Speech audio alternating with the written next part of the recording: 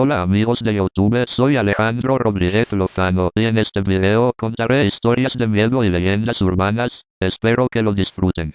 La chica del asiento de atrás. Un conductor de autobuses regresa su vehículo a las cocheras. El autobús está vacío y el sueño empieza a vencerle, cuando de repente una chica se cruza en la carretera e irremediablemente la atropella. Asustado escapa del lugar. Julián acababa de terminar su turno de noche, únicamente debía dejar el autobús en la cochera antes de regresar a casa, un trayecto de unos 25 minutos, saliendo de la ciudad, que siempre se le hacían eternos.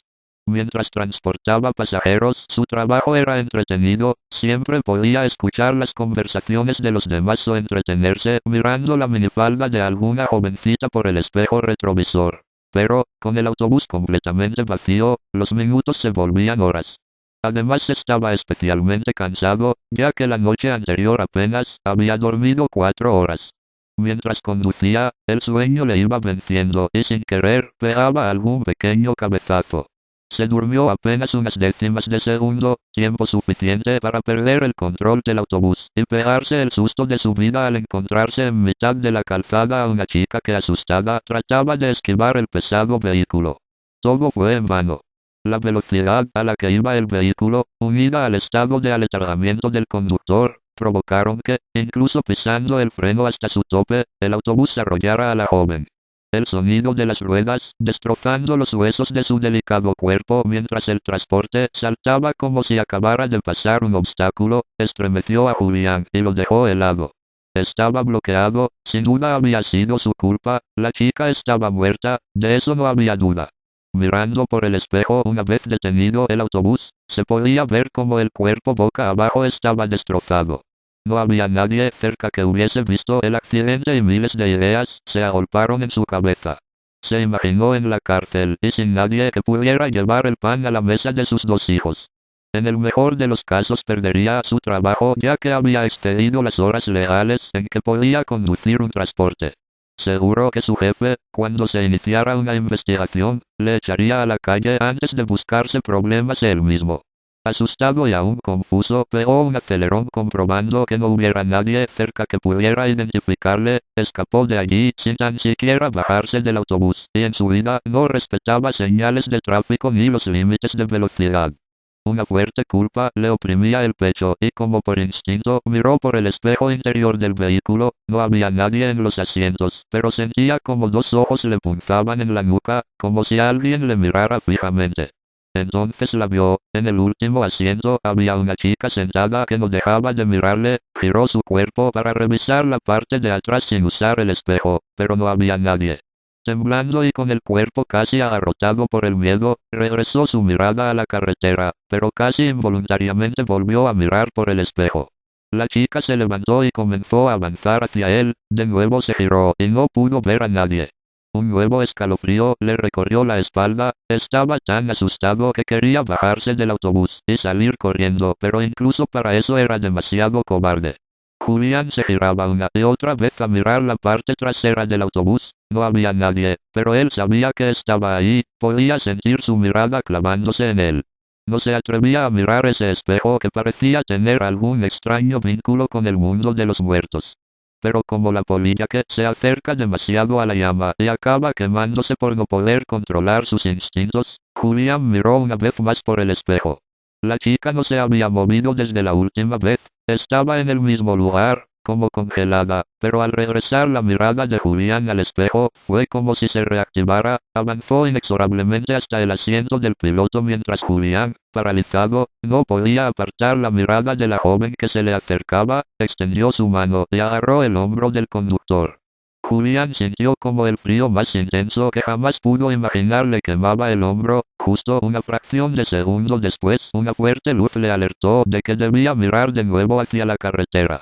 Allí, un camión que circulaba por su carril le avisaba con sus luces de que estaban a punto de colisionar. Julián giró bruscamente el volante y el autobús perdió el control precipitándose por una ladera. El viaje terminó tan bruscamente como comenzó al impactar de frente contra un enorme árbol que igualmente se doblegó ante varias toneladas de acero. Julián despertó un día después en el hospital. La mirada incriminatoria de una enfermera le alertó de que algo iba mal. Deseaba que todo fuera tan solo un sueño, o mejor dicho, una pesadilla. Pero una pareja de policías que habían estado esperando en la puerta de su habitación apareció tras que la enfermera les comunicó que él había recobrado la consciencia. Buenas tardes, señor. Estamos aquí porque existen indicios de que el autobús que usted conducía atropelló a una joven la noche del viernes. Se han encontrado restos de sangre que coinciden con los de la víctima y un fuerte impacto en su carrocería. ¿Reconoce usted a la chica de esta foto? Julián palideció al instante al reconocer al fantasma que vio en el espejo e inmediatamente sintió de nuevo un frío desgarrador en el hombro. La chica aún seguía con él, esperando que cometiera el error de mirar de nuevo a un espejo. La quemadura con la marca de sus dedos en su hombro estaría ahí siempre para recordárselo. Nota.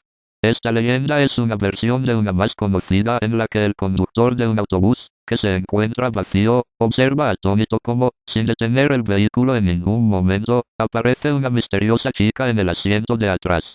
La chica le solicita que pare al pasar junto a un cementerio y, tan misteriosamente como apareció, se esfuma al mirar por el espejo retrovisor una vez que el conductor la ha dejado junto al camposanto. Los gemelos traviesos. Pedrito y Juanito eran inseparables, no en vano eran hermanos gemelos, y estaban entre los pocos niños de su edad que quedaban en el pueblo. Hacía años que la gente había ese a migrar a la ciudad y los pocos jóvenes que permanecían en el pueblo lo hacían más por apego a sus mayores que por un deseo real de quedarse. Los padres de Pedro y Juan no eran la excepción, más de una vez se habían planteado hacer las maletas y arriesgarse a empezar una nueva vida en la ciudad, alejados de la monotonía del campo y el pesado trabajo de arar y sembrar los cultivos. Pero la idea de que sus hijos se criaran entre coches, humo y los peligros propios de las grandes urbes les frenaban. Aunque claro, eso también tenía su contra, los niños prácticamente estaban solos y no tenían muchos amigos con los que jugar. Los gemelos eran conocidos en todo el pueblo por sus travesuras. Es normal a esa edad que los niños sean inquietos, y más cuando se aburren por no tener amigos con los que correr y jugar. Pero los pequeños no paraban con sus pillerías y muchos ancianos del pueblo ya estaban hartos de ellos. Incluso, más de uno le había dado una bofetada a alguno de los gemelos, o había ido con el cuento a sus padres o al cura, quienes a su vez ya les habían pegado más de un tirón de orejas. Su curiosidad no tenía límites, y aprovechaban cualquier despiste para colarse en la casa de un vecino o espiar por una ventana. Como en todos los pueblos en el que residían los niños había un viejo huraño, uno de esos abuelos cascarrabias y con mal carácter al que pocos echan de menos cuando muere. Ese era el caso de don Vicente, que cuando falleció a los 75 años de edad no dejó más que una sensación de alivio entre sus vecinos. Ya había protagonizado alguna pelea por sus terrenos con familiares y propietarios de las zonas colindantes, así que la noticia de su muerte no tuvo demasiado impacto en el pueblo. Aunque por supuesto llegó a oídos de los gemelos, que no dudaron ni un segundo que tenían que ir a investigar. Nunca habían visto un muerto y su curiosidad fue tan grande que decidieron colarse en la casa de don Vicente cuando todo el mundo había salido del velatorio. Lo de todo el mundo es más un decir que lo que pasó realmente, porque salvo un par de plañideras aficionadas a llorar, sin motivo aparente en cada funeral que se celebraba en el pueblo, incluso cuando casi no conocían al fallecido, prácticamente no fue nadie a presentarle sus respetos a don Vicente. Tal era el abandono del cadáver del anciano que incluso faltando pocas horas para su funeral ni siquiera le habían metido dentro de su ataúd, y aún descansaba sobre una mesa en mitad del salón de su casa. Pedrito y Juanito encontraron la casa vacía y las condiciones idóneas para saciar su curiosidad y ver al muerto sin que nadie les moleste.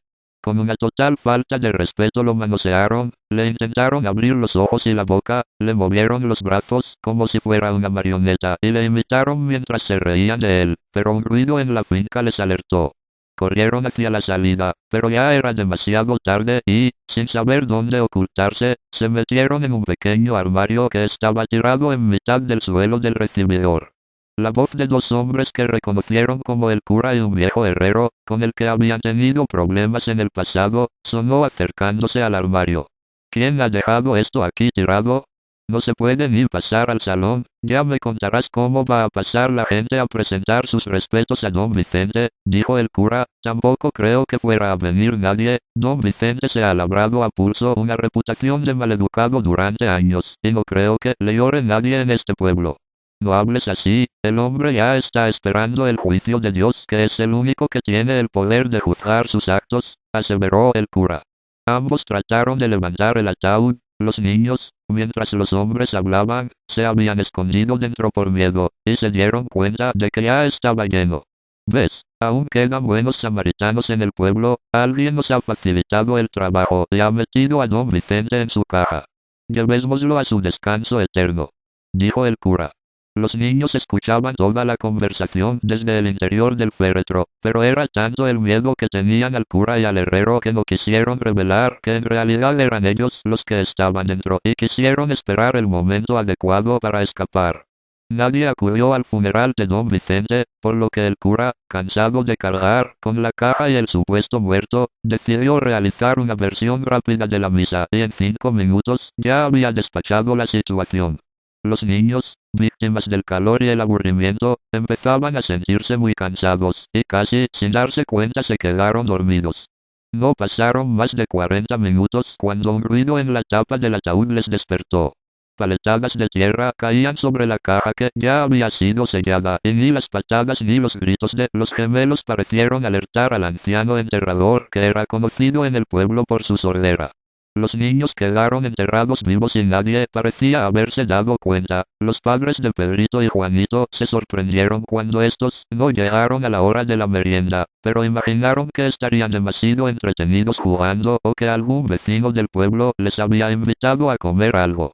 Lo que ya les alarmó fue que anocheció y llegó la hora de la cena y no aparecían por ninguna parte.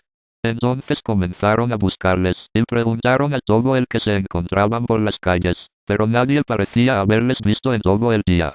Asustados llamaron a la Guardia Civil y una pareja de agentes se acercó a coordinar las labores de búsqueda. La madre recordó la muerte de don Vicente y tuvo la intuición de que los niños probablemente fueran a curiosear, pero allí no encontraron más que el cadáver del anciano sobre la mesa del salón. Los vecinos se alarmaron cuando encontraron al muerto aún sin enterrar, y rápidamente llamaron al cura. ¿Cómo que no está enterrado? Yo mismo le llevé al cementerio y tuve que darle una misa a la que ninguno de vosotros fue. Eso es imposible, padre. Don Vicente aún descansa sobre la mesa de su casa. Pero el ataúd estaba lleno cuando lo enterramos. Si no fue a él, ¿a quién hemos sepultado? La cara de miedo de la madre se reflejó al instante y, conociendo como conocía a sus hijos, intuyó que ellos eran capaces de haberse metido dentro del ataúd en una de sus travesuras. Por más prisa que se daban en desenterrar el ataúd, el tiempo parecía eterno para los habitantes del pueblo. Era tradición allí enterrarlo más profundo que era posible los féretros. De esta forma se podían sepultar en una tumba a varios familiares, y se evitaban olores que se podían convertir en insoportables al visitar el cementerio en los meses más calurosos. Por este motivo, llevó varios minutos remover suficiente tierra como para poder abrir el ataúd. Lo que encontraron allí dentro fue un espectáculo escalofriante. Los niños habían muerto asfixiados, pero no sin antes luchar por sus vidas intentando escapar. Se habían destrozado las uñas de las manos, arañando la madera y sus pequeños cuerpecitos estaban cubiertos de sangre. En plena desesperación, habían tratado de romper la caja a golpes, y se habían lastimado entre ellos, y, probablemente fruto de la misma desesperación, habían acabado peleándose como animales acorralados, de modo que podían verse marcas de mordiscos y arañazos en los cadáveres de los gemelos.